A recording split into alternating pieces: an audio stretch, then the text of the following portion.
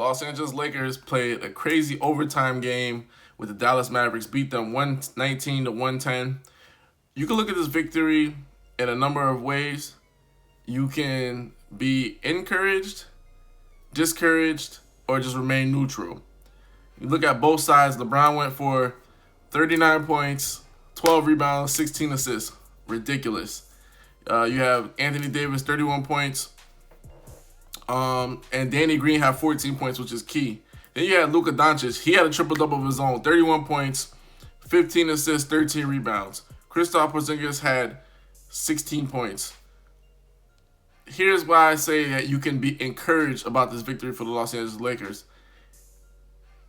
LeBron James is now, he seems to be relishing the point guard role more, and he's more active.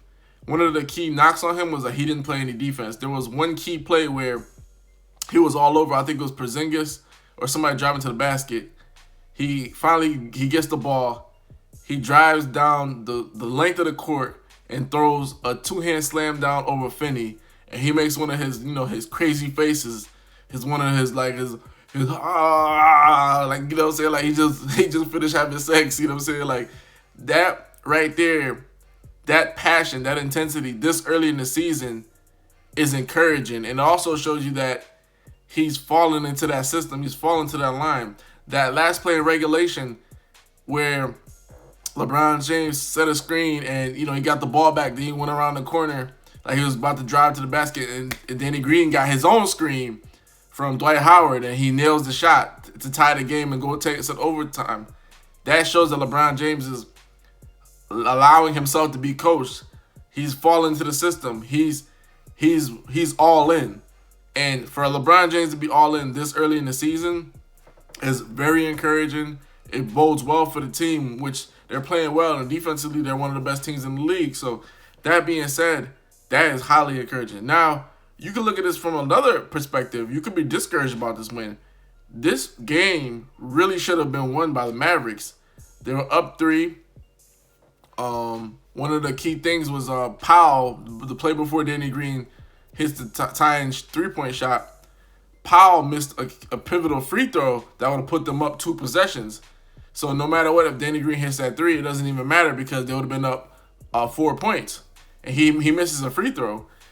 And another thing is, one reason you could be discouraged is Luka Doncic went off for a triple-double of his own. So when you look at that, while LeBron, he had passion and intensity, he didn't lock Luka down, and nobody locked Luka down. And Porzingis didn't even have a great game. So for them to even get into overtime is, a miracle. And that also reiterates the fact that the West is like such a tough gauntlet. It's not something you can just come through and because you got LeBron James, you're going to win games. You saw that last night. Davis had 31.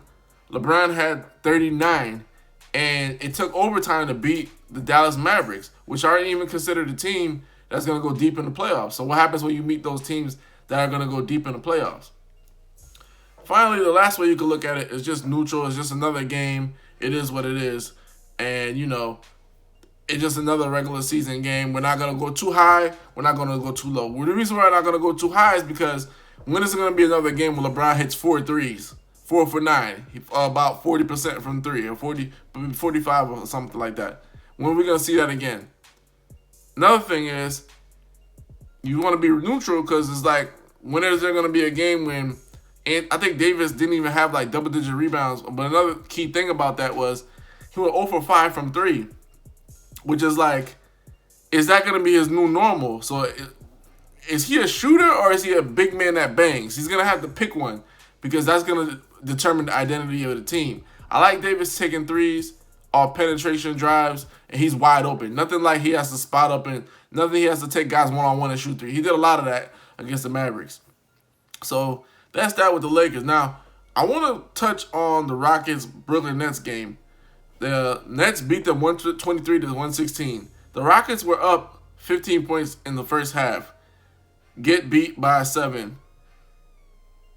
Here's my takeaway from that game, and it has nothing to do with the Nets. To me, this is all Rockets because they were dominating the game, and then they just ran out of gas.